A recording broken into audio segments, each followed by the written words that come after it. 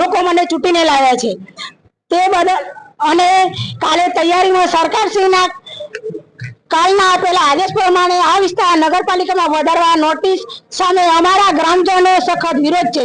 અમારી પંચાયત 2 મહિના પહેલા ચૂંટણીને અગાઉ અમારી પંચાયતને નગરપાલિકામાં ન જોડાવા ઠરાવ કરેલા છે। આ વટહુકમ તદ્દન તાનાશાહી અને ખોટો છે અને અમારા 22 ગામનો વિરોધ છે।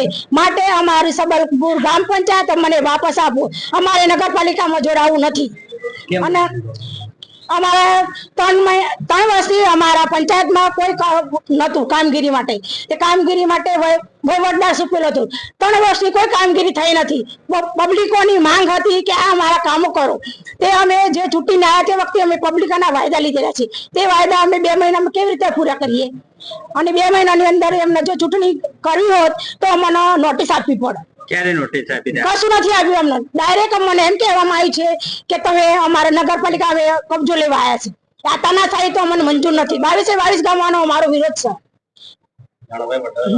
વહીવટદાર હતા ત્યારે 22 ગામની કોઈ પણ કામગીરી થઈ નથી।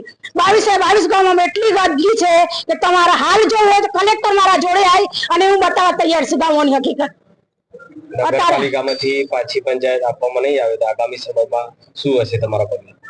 અમારા પગલે અમે ગામના જે કામો અમે જે લીધા છે એ બધા પૂરા કરીને આપવાના છે। અમારા વાયદા લીધેલા છે લોકોનો, એ વાયદા અમારે પૂરા કરવાના છે, એટલે અમે નગરપાલિકામાં નહીં આવી।